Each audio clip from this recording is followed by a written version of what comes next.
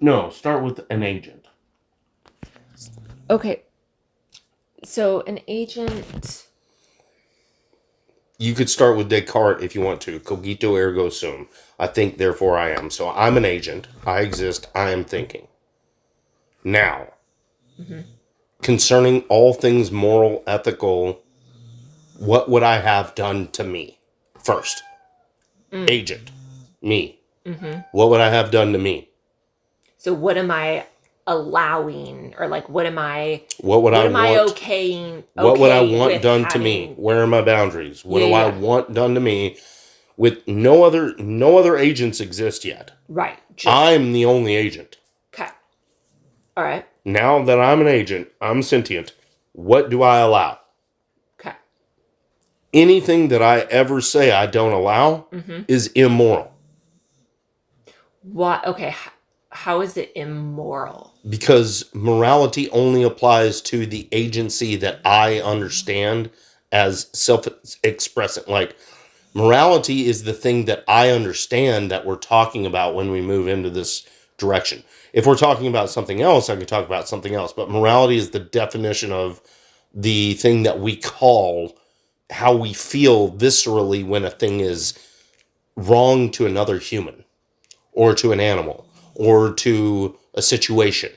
These are the ascription that we're trying to apply to everything we experience boils down to this one thing. So, my agency and how it affects me. So it's the...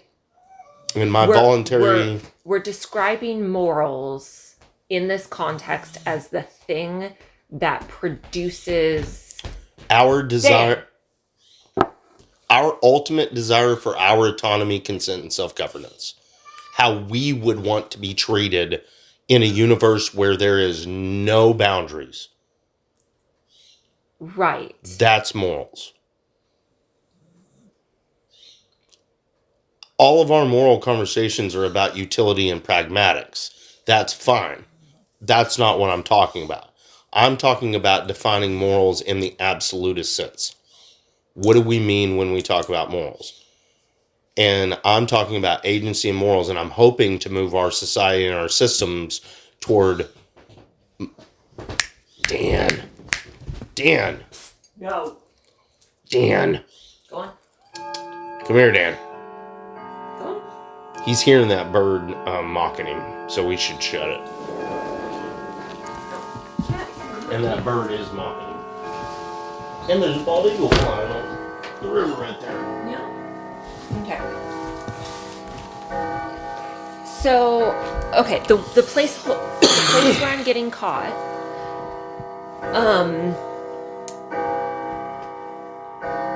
Why read this book? Why does this matter? No, that's not where I'm getting. Okay. So you talked about the sensory experience of morals. Yes. Dan, no. Good boy. Yeah, good boy. I believe Aristotle and Descartes would agree that we are limited to our sensory experiences. So I would argue that maybe first, if I was presenting this as a thesis. Oh, I am so here for that because normally you ignore the body. So anyway. You think I do. I don't as much as I...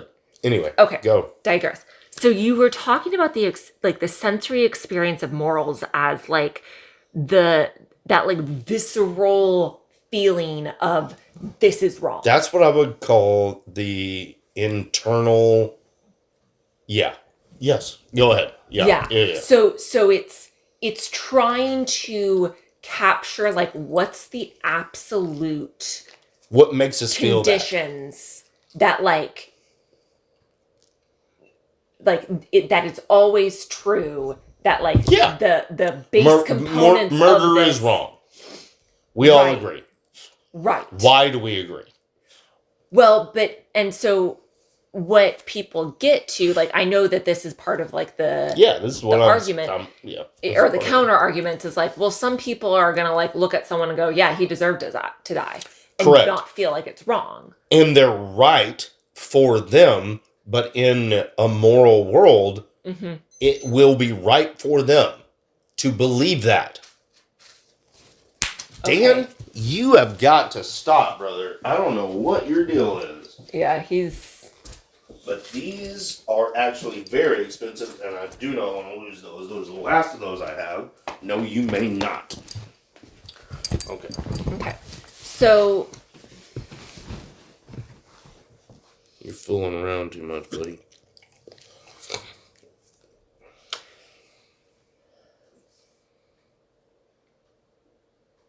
Okay, so going back, so we've agreed that you're trying to articulate the base components that dictate morality, and that sensory experience is that visceral, like, this is wrong. And I think having that is data to demonstrate agency, which then you must extend to any other who may have a similar experience to something that they don't want you to do to them. Got it. So you're saying... having any experience that I desire, or I hate, or I love, any desire is automatically now your moniker for what you have to extend to any other sentient agent, what they deserve. Because now you recognize that this is what you deserve to experience. So naturally and free. Question. Naturally and free. Are we talking about this in like super specifics or generally if I accept that like following my desires is good, I have to extend that to others? Yes. But is it going so specific as like, I desire to always have more chocolate on hand than I need to consume. In my perfect, therefore, everyone else, it is moral and good that everyone else has that desire. Not that specific desire. Okay. Any similar desire. Okay, so you're not going like, if I extend this specific thing to me, I must extend it to everyone. No, but that is a good way for a serial killer to understand that this is the best moral system. Say more. Because a serial killer, if they thought, I want to kill. Yeah. Like, it's what I love to do. Yeah. It's just my favorite thing. Yeah. You extend that to everyone else. If everybody else in the universe has that same thought, now nobody gets what they want. Now your agency is taken away because there's somebody else. The next door neighbor just loves to kill too. Yeah. You never have autonomy. You never have self-governance. You never have consent because everybody in your universe now sees the world the same way you do, and they're acting upon it in the same way. And now nobody has autonomy or consent or self-governance. So that in a world where everyone has the exact same views as you, autonomy, self-governance, and consent are like no longer exist. Correct. So in order for you to have the perfect moral system, you have to extend autonomy, consent, and self-governance to each individual based upon their preferences. Which is what I think Jesus meant by the golden rule, if I were to fucking extrapolate it out. Do unto others as you'd have done to yourself. Yeah. Well, people have said, no, we should do unto others as they would have done to themselves. And I believe that to be the better golden rule. And I think that is the basis for my whole moral framework.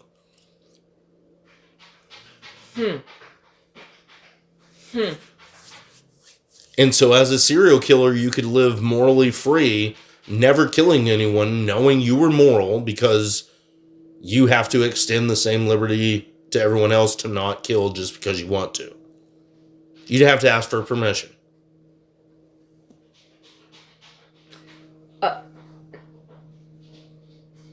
Okay, we're going to have to go through that again. I mean... No. Like, I'm not... I want to make sure that I, like, am understanding this. So... Consent is part of this. Because if you're not informed of the, like, risks, gains, stuff like that, then you really don't have consent. So That's a whole other chapter about informed consent. Right. And consent. Okay. And that's its own separate section that's part of this. Yeah. So... and I haven't gone deep into this yet. Well, you will. I've just written a, surface level book. Yep. Well, and then the fun gets to be exploring this. And that's what you can share. That's what's really cool. But I don't know what's cool about it to you, because to me it's a whole thing. While we talk about this, I've got it. Right. But I need to know what it is that's interesting about it to you, because I need to know how to explain it. We're doing that right now. Okay, cool. So, okay, going back to... Where do I want to go? Going back to this idea that, all right, so if in this universe, everyone has the exact same... Dan, here, thoughts, buddy. Yes. And, I'm listening. Desires, it means that there's Or I have to extend to everyone else that they do or could potentially have the exact same thoughts and desires. That's the thinking. You start with the agency. So you're moving from agency outward. Okay. Because that's what we start with, period. Yeah. So I'm moving from agency outward. Mm-hmm. So you have to think. Yeah. If I have these thoughts, desires, wishes, they do too. Okay. That's the first thing you extend. Okay, so let's start there. So you grant them that. But why? Why? So if because I want it. So if we're starting with self, because it's the thing that I want. Okay, so we're starting with self, and we're saying agency. Self. I have this. Desires, needs, thoughts, loves. This is what I think is good. This is what I think is bad. Well, you don't even know if you have that yet. You just have desires. Why do you not think of things as bad yet? Because agency supersedes everything's right now. My starting point is we don't have goods and bads. I'm starting with agency. We don't even have right and wrong yet. Okay. So I awake in the universe. Okay. I know I want a thing. For me, all of a sudden, that is good. I call that good. Okay. Damn. Damn that cat. You are, wow. What is going on with you? You can smell my fingers on those gimmicks. Even after I put them back on the shelf. That was... Here, play with your toy. I think he's telling me that I need to start doing mentalism again. All right. Okay. Now I'm gonna actually use them because he's already got my interest sparked up. All right. Okay. So okay. Question. So we start with agency. Why? Why does it matter that I exist or continue to exist or no? So what? Why are we are we saying that agency that wake up and I exist that is just a fact of the universe? Why are we starting? I would say that's a fact of the universe, but I would say that it's the fact of the universe that matters for this conversation. It's not the starting point of all conversations. It's the starting point of this conversation. Okay. We're saying we're not. This is a presupposition. We're starting from this point. I would say it's a brute fact that first and foremost you have agency. Okay, that is, and so everything. I could even start. Yeah, actually, I could start there. Yeah, I do think I would. Actually, philosophically, I think I would start there. Okay. So we're not if your argument is, well, I don't know that we have agency, you don't care. Then you and I don't have a, well, then you've already left the conversation because you don't have agency.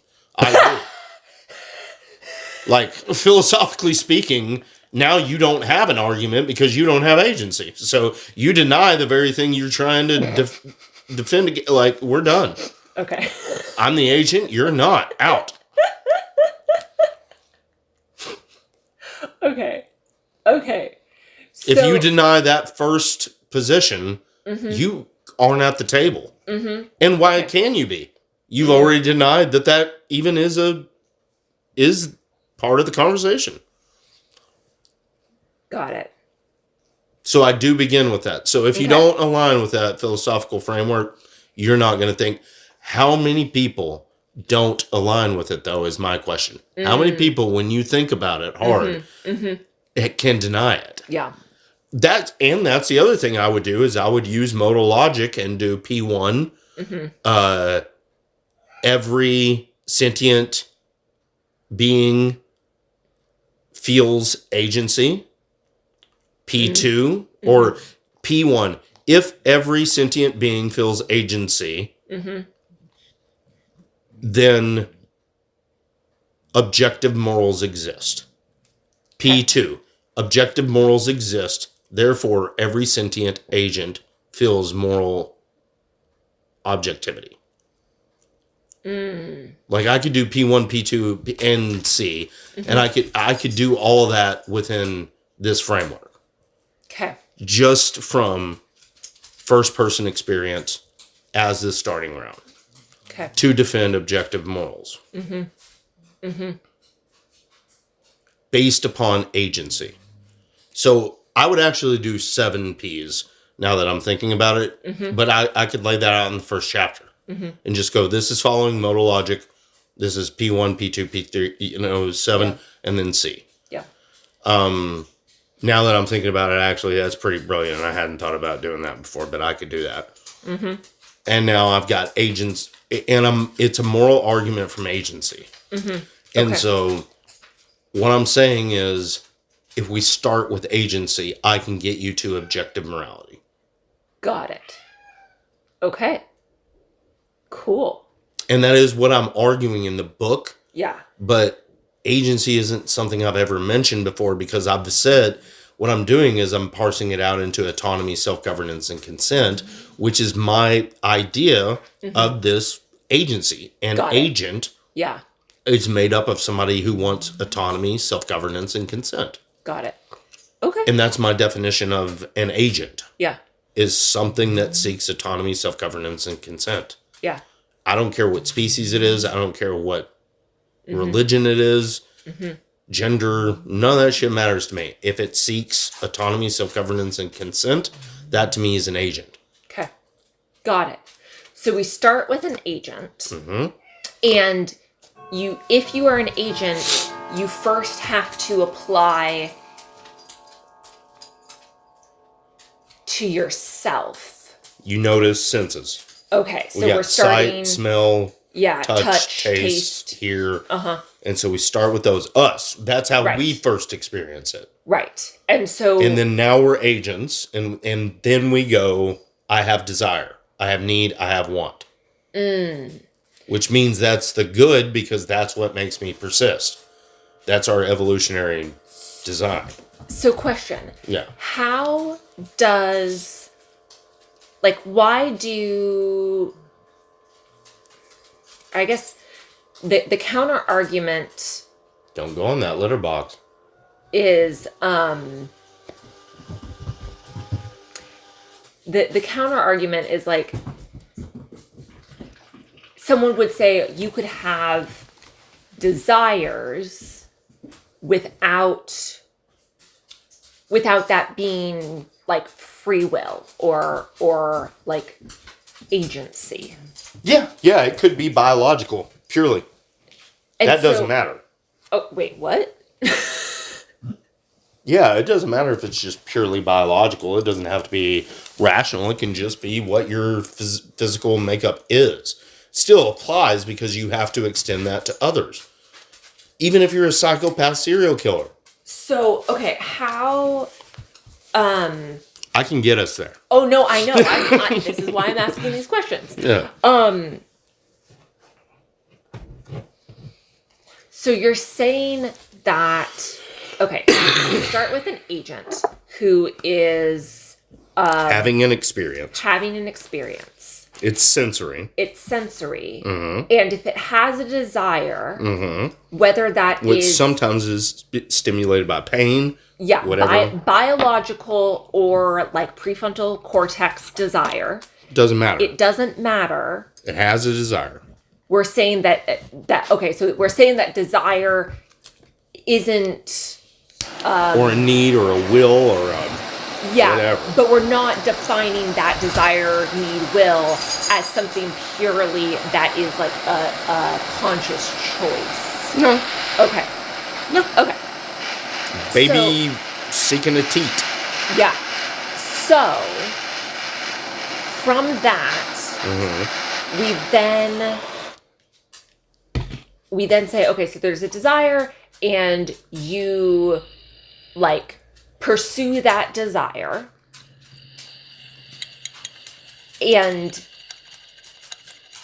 like, therefore that is good? Is that what you're saying? That's an amoral thing. Okay, so pursuing a desire is amoral. It's not good, it's not bad, it just is. That is what it seems we want to do. Okay. If you don't think so, then you've already defeated your own argument, because it seems like you want to continue this discussion and share your point. Got it. So again, if someone is trying to have a counter argument that these things aren't, then they're undermining their own existence, their own reason for having the conversation. What makes this true is the same as saying, prove it, and then all I have to do is say, I just did, because the fact that you're here making the think that you want to have this conversation, you want a thing, demonstrates that is what every life, that sentient agent that we understand as sentient agent, we notice that everything they do is a thing that they want, they desire, they need. So saying that, what if I don't believe that? You're just undermining, like, but what if I don't want it? Well, then you die. Okay. Like, then we're not talking to you. Like, you get to do that too in this universe that I'm talking about. If you, like, not wanting to live and just being thirsty and just going, I'm not going to drink, I'm just going to die, that is okay on this moral view. You get to do that. So, even if it's just a parasite in your brain, but you get to do that. I feel like we're going to have to get much deeper into this conversation for me to, like... Well, you get into problems with, like, if you take that to its ultimate, then here's the thing, that I'm going to give you something that's going to, like, it completely destroys my argument. I know it.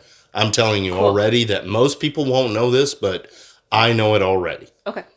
If I take this to its ultimate, we can't stop viruses or bacteria or things like that infiltrate our brains or things like that and make us make decisions that we normally would not make with our autonomy and consent and self-governance, because they used their autonomy, consent, and self-governance. And because there's no way to restrict between biological organisms that we can't communicate with our moral code, then we would be violating their consent in a way, because we haven't consulted their moral code. Right. So if you think about, like, bacteria, we have no idea what their moral code is. Viruses, we have no idea what their moral code is. This is based upon agency from our perspective of how we... But viruses may not give a fuck. Yeah. Like, viruses may not have agency. Viruses may be like a colony mind. So you would say colony minds don't have agency? I would say individuals in colony minds probably don't. Like, and so I don't think that they would have autonomy, self-governance, and consent because that species has evolved in such a way that it is a community effort existence. And it's like, that is their chemistry. That's so you would have to contend with those moral frameworks because I'm talking about agency as but colonies are something that we don't understand. Yeah. Viruses and bacteria could be the same. I mean, a virus is a colony of sorts. Yeah. You know what I mean? So ultimately, my morality is based upon sentient agents as we understand consciousness. Yeah. Yeah. And so I am arguing from a very human, anthropomorphic framework. And ultimately, that's what will take me down is that if I'm arguing that life matters, then I'm undermining my own argument in a way because I'm distinguishing between life. Agency is something that I'm attributing to life as we understand it on Earth. But I am also obfuscating life as we understand it on Earth by, Dan, absolutely not, sir. I'm about to come whip your ass, bud. Oh. You want a little ass whooped? You want a little pussy ass whooped? Huh? Jesus. So go tell Dan to stop it. Go get Dan. Dan, come here. Hey, you come here. An agency. He did come over here. Get over here. Come here. Hey. Come here. Come here. Yeah. Yeah. That's what I thought. All right, come here. He just wants love. You're driving me nuts, buddy. And attention. Okay. So, last thing I said. Like humanistic, it's very anthropomorphic. This is very anthropomorphic. I know that here's the thing. I've never heard an argument against my position that takes that angle. Yeah. And I think that it may actually make my position stronger for me to introduce that argument. Oh, yeah, absolutely. And then say why I think that position's wrong. Yeah. The main thing I think I'll get is that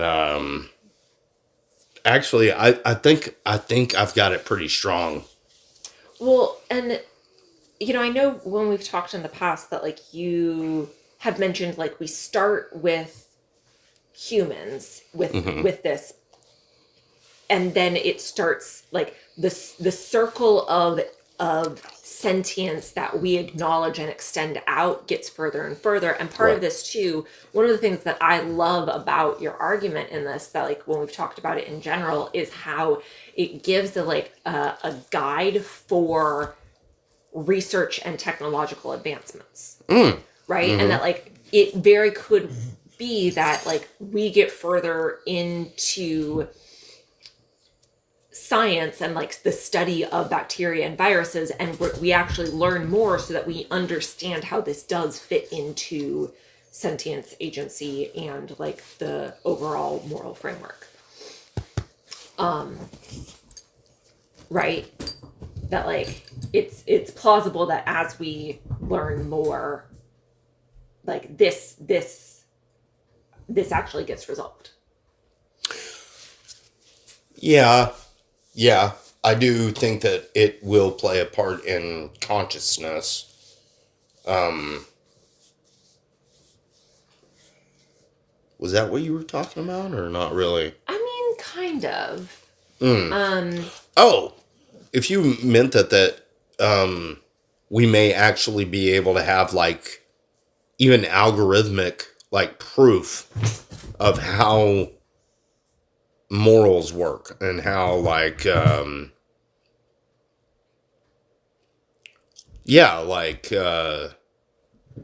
how we could diagram what to do in situations and where morality would actually always end up like we would be able to always see the perfect outcome and then work toward it.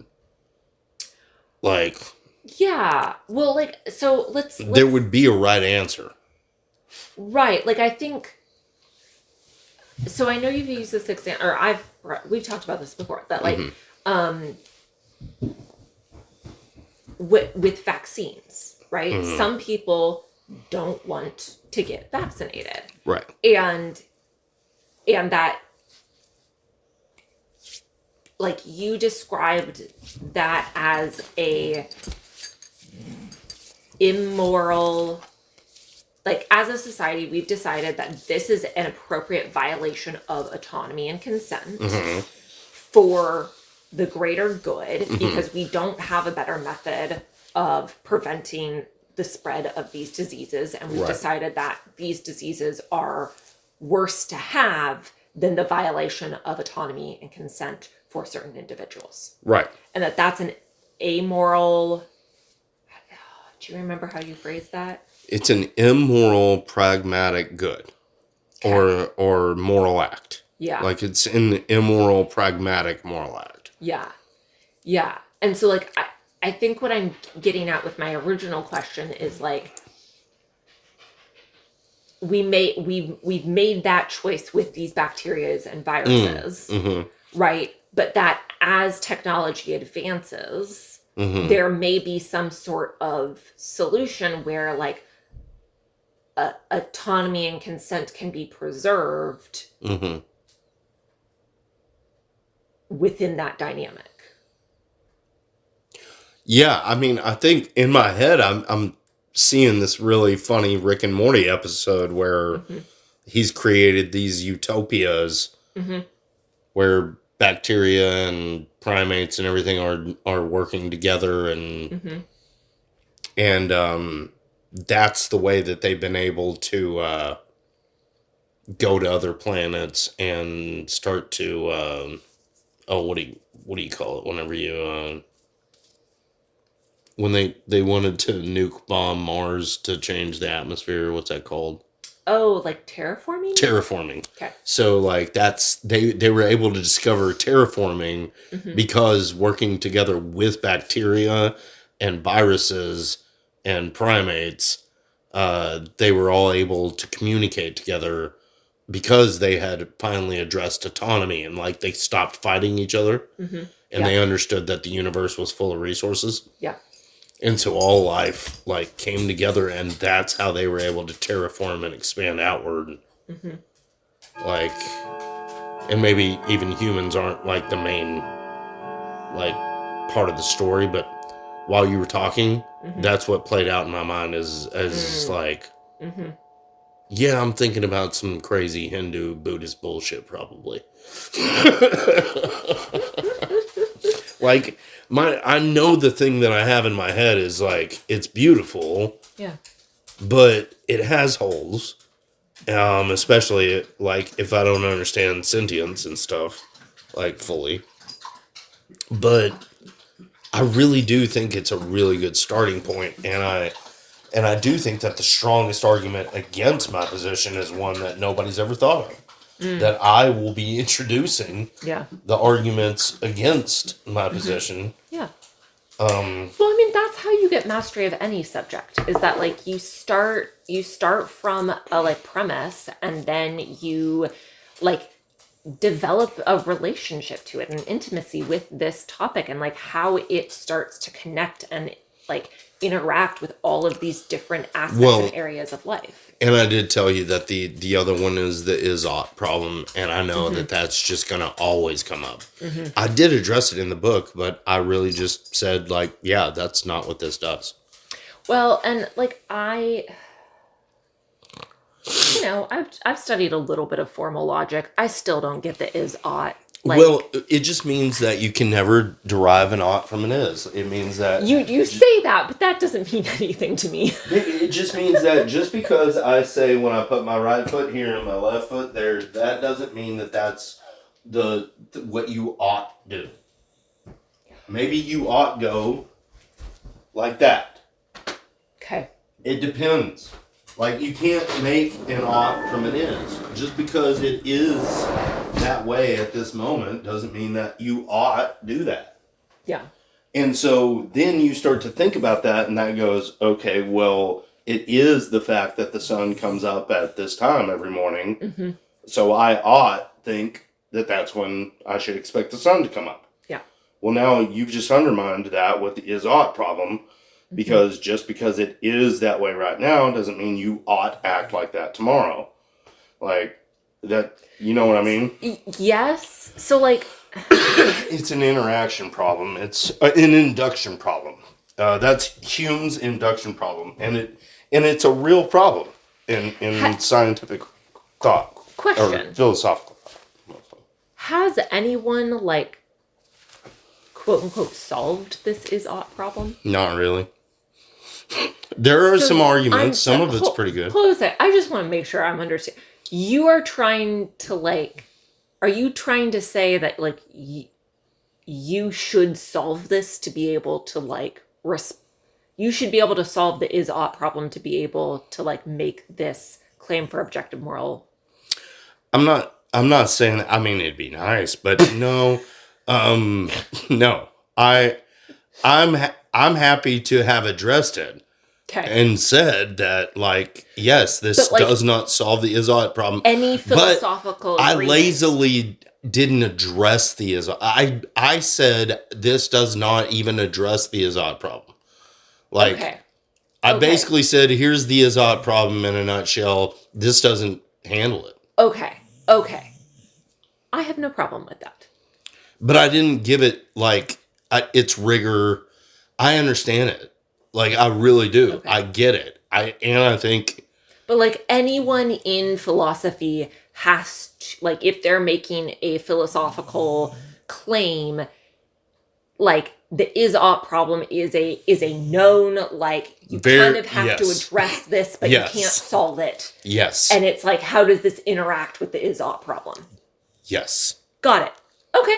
Happens in every conversation. Cool. But only whenever it comes to objectivity or empiricism. Okay. So what Hume is saying is absolute, or like, so I'm a fallibilist too. So I don't believe in absolute truth or absolute knowledge in, like, that I can have it. Mm-hmm. I do believe it's out there, but I don't know that I can have it. Like, because I can't test against... Our very first fight was about this, and you were like, no. No, I'm still mad about that. Because I said, I believe in capital T truth. Mm-hmm. I still do. Mm-hmm. I don't think that, like, even if... I don't think that I'll be able to comprehend it. Okay, that was my entire point, and you were like, no, capital T truth totally exists. And, like, you didn't concede that Babe, I really do feel like that we talked past each other then, because... Oh, we totally did.